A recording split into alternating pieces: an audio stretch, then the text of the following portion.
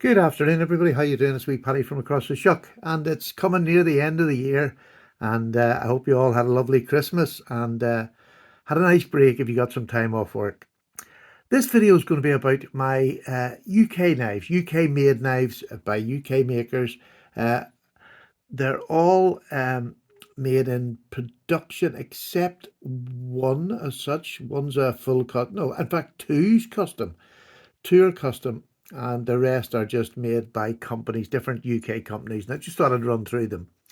This year I managed to get, now I didn't get this from Ashley, I got this in the second hand market. And this is an Ashley Harrison little, what would you call this? I call it a utility, nearly a utility knife. It's a lovely little knife. It's fat, it's chunky. This is not, this is more for jobs about the camp, doing a bit of feather sticking, doing a bit of, breaking down kindling, uh, cutting your ropes, cutting your wires, cutting your guidelines up, making some pegs for camping. It's that sort of wee knife. It's a rough and ready. But in saying that, this could quite happily skin small game. It quite happily take it fishing, which is the sort of what I would use for it. It'll cut up a lovely brown trout or a rainbow trout. You could take a nice fillet off it. Um, it's got a half decent edge on it, but it has been murdered a bit. I think somebody has had this on a belt of some sort and just lent in a wee bit too heavy there. So I intend to try and fix that this year. I'm going to put a notch, a sharpening notch here. And yeah, I mightn't get rid of it. I'm not going to take it right up to get rid of it. But if I put a nice sharpening notch in here, I can get like a curved blade, which will look nicer and will actually be of use because I can use this bottom part of it good for close-in work. It is a lovely knife. It's well made. It's done in leather. I love it with this different, I don't know what that is, G10, different G10s and brass guard there. And I think that's an aluminium pommel, but you can see you have the brass and the rivet. It goes right through. It's full tanged, for doing a wee bit of knocking pegs in. I mean, again, it's not a heavy use knife, but it's a lovely knife to have if you're camping for just doing a bit of everything. You can cook with it, you can cut up your meat, you can do whatever with it. Just a stunning little knife in a basic sheath. Now, this one is made, this has got Ashley's crest on it. Now, I don't know, normally these are just come in a basic stainless steel. I'm not sure what Ashley used to make his. So I'll have to speak to him. It's Christmas. I didn't bother hassling him or anything. So I'll speak to him and I'll get back to you about what the steel he used. But it's probably just a basic stainless steel on this. I just think it's a lovely little knife. Very basic. There's nothing complicated about it. But I love it. I have to say, I really do like it. And I'm glad to have it in my collection. Because, I'm a bit of an Ashley fanboy. The next fixed blade that I got is a very modern one. This is not the sheath that come in. This is a sheath I put it in from another knife, which is a beautifully made sheath. This is a navy or military knife. There we are. You can see that there. Joseph Rogers, Sheffield. This is just a dual. It's thin, lovely thin for, again, you could use this for camp chores or around the camp. And absolutely super. I would say more for around the camp as in cooking. This is super. Or if you wanted to go fishing, it's slicey enough to do the jobs this will do. It's just not a batoning knife where you get away with light batoning on that. But a lovely wooden handle on it. It's just a hardwood. It is beautifully carved here just to give you a little bit of finger grip. And it really has a lovely grip. The depth of it is great and it gives you a lovely feel. So again, for feather sticking, all those light duty tasks. This is made for the Navy. And when they, in the Navy, they're used for scraping anything from a barnacle to the paint off the side of the ship. When they're repainting it, they'll just use them for anything. They'll not last a season. They're usually wore out and sharpened badly and they just get battered. They're used for everything that you can think of. Screwdrivers, the lot. And this is a brand new one I was able to get this year. And I put it in this wee sheath because I think it's a fantastic camp knife and it deserves a nice sheath. It is basic, but basic is good. Sometimes basic is good. It'll just do what it's supposed to do. And then the next knife, we're going to head still in further into the military. These two knives. And these are the oil the joint ones, as I called them when I was in the Navy. These are the sort of old-fashioned. Now, this one's from 1993. You'll see on these, when they're military, you'll get the arrow, and you get 1993 as its make date. This one's a brand new one, straight from the Navy. This is Joseph Rogers, Sheffield, and this one was 2022. Sorry, I'm not getting, there you go. 2022. And again, lovely knife. Really nice. I'm glad to have this, because I used to have the old, and it was a real heavy metal one. This is a lighter. Do you know, I'm not sure whether it's aluminium or some sort of a plastic, a heavy plastic, but it is solidly made. I love the rivets on this. I just love them. I love the little lanyard loop at the end here, or clevis, whatever you want to call it, as my friend would say. This is a lovely big knife, and this is for rope. It's for all sorts of knife. It's just a heavy use. They're stainless steel. Obviously, the older ones were carbon, but these are stainless. And then you also get this great big, I love this tool. This is a tool that does a lot of things in the Navy. It's used for everything. It is a bottle opener, and it's a can opener. They work crudely but really, really well. They're just solid. You're not going to break them. It's going to be safe whenever you're using it. And then here, that snap. These are so well made, and you get that beautiful, look at that there. The horn shape on that is just gorgeous. And this is used for taking knots out of ropes and things like that. And especially when you're making stuff, if you're making the fancy rope, it's used for getting rope underneath, lifting a bit up to stick another underneath it. As the sailors would do at the aft end of the ship on a good day, they'll make ropes for bells or anything like that. So that's brand new one, and that one's from 1993. You can get much older ones. Am I going to? Probably not. If I see one at a cheap price, I will. But this is just a good offering of, a distance. This is what, about 40 years of a difference? 40 years, am I saying that right? Yeah, 23, well, 30 years anyway. 30 years of a difference in the time. And really, yeah, it is. It's just a lovely, lovely thing to have in my collection, is two naval knives, different eras, but do the exact same job, and they haven't really changed that much. That's all for that sort of military side of things. Now we'll get on to the pretty stuff. This is one of the prettiest knives I got this year. This is a beautiful Barlow, and this is Joseph Rogers. Lovely Barlow with a lamb's foot blade and a stag handle. Unusual coloured stag, but to be honest with you, I like it. I really do like it. It's got lovely deep elephants in it. It's beautifully done. It's thick at the back, so you get that really nice solid grip. If I sneak up there, I can get the full 4 fingers on it. Just a lovely knife, really well made. It's more, to be honest with you, to me, this is more of a showcase knife. Not that I wouldn't use it, I would use it, but it's more of a showcase. I love Barlows, as you know, with something on the, some sort of etching or whatever. This is the Joseph Rogers mark. So I absolutely pleased to get that this year. So let's put that there. In fact, let's move these over here. You've seen them, they're military knives. They're just my collection things. So I'll put this here. There's the Joseph Rogers. The next one I got was a really special one to me, and it's this one. And this is made by Arthur Renson. But this was a boy going back quite a few years. He used to buy the basic Arthur Rensons. It's just a little pen blade from Arthur Renson. And then he used to take the old scales off them, and he got really specific woods that people wanted an order, or he just felt he could get a batch of them and make them and resell them again at a bit of a profit.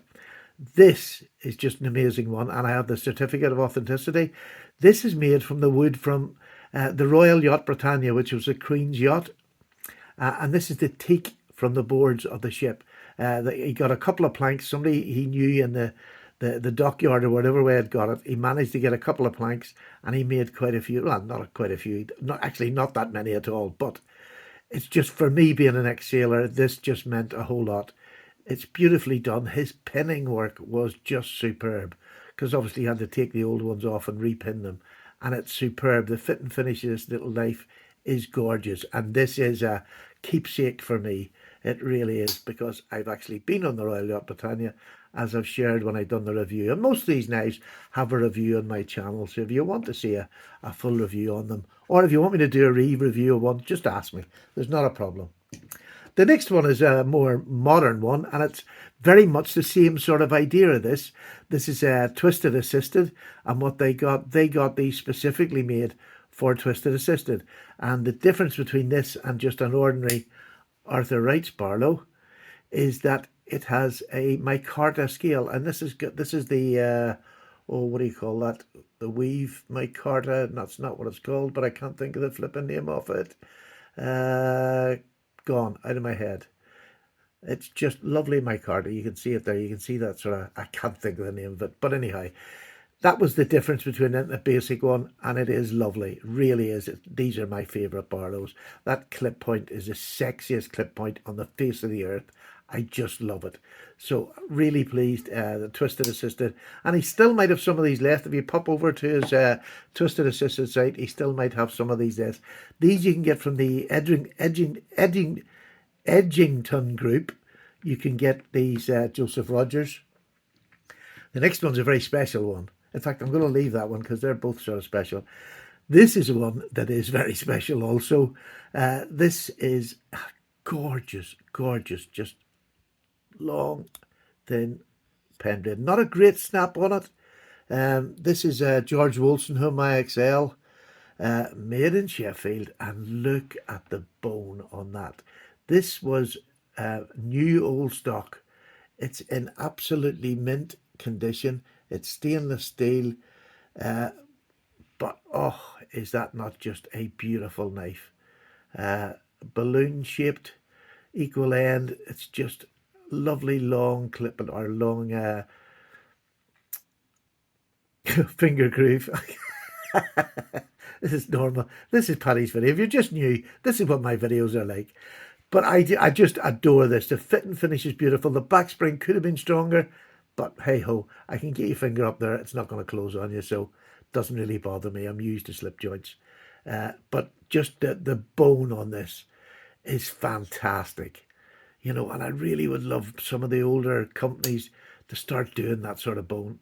Just up the hey diddle diddle. A beautiful example of a George Wolstenholme knife. The next one is very, very special. This is Ashley Harris's apprentice, who's nearly finishing her apprenticeship, and this was her first go at making some of the patterns that Arthur Wrights do. And this is just a gorgeous, gorgeous little knife. It's a little pruning knife. They call this the peach pruner. And this was made by Beth. You can see, look at that beautiful stamp she has. Really, really beautiful stamp on that. But it's just, it's made by the same. It's the Arthur Writings on the same, made in Sheffield. And she got PPP put on the back of it for me. Because this was one of their first, I think it was 6 or so knives that she made. And I am like every time I pick this up, I smile. It just really, to be a part of and watch, you know, or be part of her journey, if you like. We've had her on the show, me and Justin. She's an absolute gem. Please go back and watch that video. It was a fantastic interview with her. A really passionate young lady in a man's world, if you like, but making great progress. I mean, if this is her first, you know, example, it's just beautiful. Really is. And this is lovely olive wood. I just adore it. And I picked this one. You know I don't particularly like these blades, but this is the one Beth likes the most. So it was nice to get a model that she likes the most in my collection. It will be there forever. It is gorgeous. I love, listen to the snap on that. Again, up the hey diddle diddle. Absolutely stunning work, Beth. Congratulations on that. And then the last of my more modern type ones is this one, and this is the one that Justin got me right back in January. I got this. This is in bog oak, which is some of the nicest bog oak I have ever seen. It is stunning, really is. You can see that grey and the black in the bog oak, and then it has one of the strongest openings. It's getting a bit lighter, not that much, but it's getting a bit. Look at that for a, come on. You know, a Lanny's clip type blade, it's just that beautiful curve down here, and that blade is just to die for. It's a beast of a knife. It really is a beast of a knife. You can grab hold of that and you've got a proper knife in your hand. It's a stunner. High sabre grind. Oh, it's just beautiful. That swedge on top. This is an Ashley. This is the master at work. Um, it's got a half stop, which Ashley doesn't do a lot of. But look at that. Right down the hey diddle diddle. The fit and finish on Ashley's knives, I just love. Beautifully handmade knife from start to finish by one person. Now, I'm going to have to whisper this. This next knife I'm going to show you, you can't tell Justin. He'll probably not watch the video. He doesn't do. He's not that nice. He never watches my videos. But I promised I wasn't going to buy any knives until the end of January. But I managed to get this one at a super price that nobody could have refused. Nobody could have refused it. And I had to buy it. And that is this little puppy here. Just came in this morning. I bought it just before Christmas. So it was just a wee last buy. And look at this beautiful, beautiful piece of cutlery. And here's, like, this is an older knife. Look at the pinning. On this little shield, it is double pinned on the shield. A bolster with the most unusual markings. They all start sort of fat and across the back. And it's exactly the same in the front, because I thought it was a mess up, but it obviously wasn't. I've no idea why it was done like that. It's a nice long bolster. It's like a slim Barlow, two-bladed Barlow. You have a lovely pen blade here, which has been used, but there's plenty of meat left in it. It's got a lot of little chips at the end here, but I can get them out easily. That will be one of my sharpening videos. This lovely long clip, California clip, I'm going to go for there. Beautiful long clip. Taylor's Eyewitness. You can see it's got, well, this is not great from this. You can see Taylor's there, and it's got Sheffield. And then on the small blade, it gives you the eye. It's not going to come out. It's quite faint. What you got the Witness Sheffield, and you got the eye on top of it. The eye, and then Witness Sheffield. But a beautiful, beautiful example of an older knife. I love the way with the pen blade they have brought and hafted this right the way around the spring, right up, so that it doesn't look odd with a blade finishing halfway up. Higher end model from them, I would say, at the time. Age on it, I don't know. Maybe 40s, 50s, but maybe much older than that. I'm not sure. I haven't done I've literally just got this in this morning. So I don't know. I believe this is ebony, but you know, I could be talked out of it. I have no idea. It might be. I just think it's wood, just the way that the hafting is on it. And I can see grain. You'll not see it on this, but I can see a grain when I look at it in a certain light on both sides. So I'm not sure, but we'll do a bit of research and see what they did do them in. But a beautiful, beautiful knife. But probably the star, and probably the one that most people will not think of. This is another Wolstenholme, and it came in its original little box. This is a tiny, insignificant little knife, but by gosh, is it high end. Look at this. Now, let me just get this out of this little box. Now, there was a wee bit of paper in there. I will get another wee bit of paper and put it in there, but I want nice, clean paper.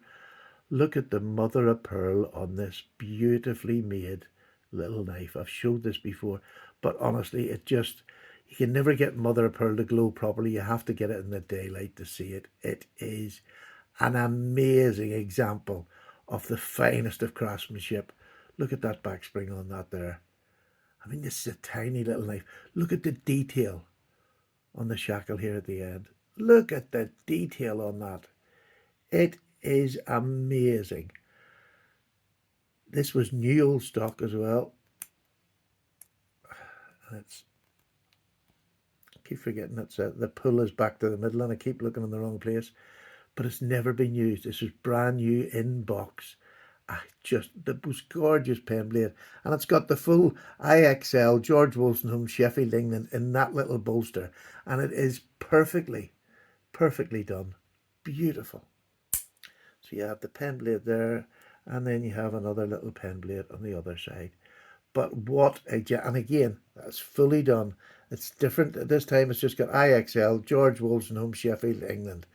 So 5 lines on that little tiny bolster, or sorry, not the bolster, on the knife itself. Look how gorgeous that is. It's just, honestly, as workmanship goes, for such a tiny little model, to make it without splitting the mother of pearl, just, it is hafted beautifully. There's not a fault with this little knife. And I absolutely adore having it in my collection. So I just got to get some nice fluffy, maybe even red, some nice red raffia paper to put in there, because that is where it is staying, because the box is as nice as well, not as nice, but it's nice to have the original box. It's looking a bit worn now, but it's perfect. You know, there's nothing wrong with it. It's not falling apart, and I'll keep that nice and dry. It'll be absolutely fine. So there you go, folks. There's my knives, my British knives that I got this year. I said at the beginning of the year I wanted to build on my collection of my, you know, my fellow countrymen. I'm not going to get this on here, but I'll throw these down on here. I had a pretty good year of getting them. I've picked wisely. I've picked nice knives. They're beautiful knives that can stay in the collection. And I've added to my UK collection of knives. I hope you've enjoyed seeing them. There's a few that you'll see videos of very shortly. But quite a lot of them have already got videos. But I've had a wonderful year, and the year would not have been made possible without you. Comment on my videos, and I know can be the worst person at getting back, but I just truly appreciate the fact that you watch my video, and I love your comments. I have never not read a comment, and that's the truth. Never not read a comment. I love reading the comments. So if you're looking for a wee video to make before the end of the year, show me some of your British knives, your British made knives. Get them out and show them. If not, if you want to tell me something that you bought this year, put it down in the comments, ones that you got this year that really made your year. I mean, these two, look, there's a whole stack of them. I could go like from Beth to Ashley to this beautiful one here from Joseph Rogers. I've just been a joy, and I got these two brand new naval ones from a very good source, and I'm over the moon. Really, really chuffed. Take care, everybody. I'm away. The next video I'm going to be doing is tomorrow, and it's going to be our first sharpening video with my new sharpening stone. And I picked a really crap knife to start, because when stones come, there's usually a little bit of knobbly bits around the top. So I picked an absolutely basic. This is from Whitby. I think this cost about £5 or £7. I can't remember. I've had it quite a while now. But it's just a stainless steel. It's very, very basically made. You can see how basic it's made, but it's absolutely in mint condition, honestly. The fit and finish on it is fantastic. It is very basic, but I'm going to use it, and let's see if this 1000 grit stone will bring this back to life again. So I'll do that tomorrow, and it'll be, you know, the full video. I'm not going to be doing any half videos or cutting out. This is just get an edge on a knife. It's not going to be get a mirror polish. It's a 1000 grit stone. It's not going to do that. I just wanted to get a working edge on a stone. And that's what most of us are going to be sharpening. Our fancy pants knives never come out, or don't come out much, and they don't get used much. But our little basic knives, and I want to use all the different steels. I'm going to start from really basic and keep working up to see how well that 1000 grit can cope with maybe the powdered steel. See how far I can get up that ladder. So there you go. More to come tomorrow. Thank you so much for watching. And again, I've had a fantastic year, boys. And this is just my British version of this great year that I've had. And they're all stunning knives. Take care, folks. I'm away. Bye-bye now.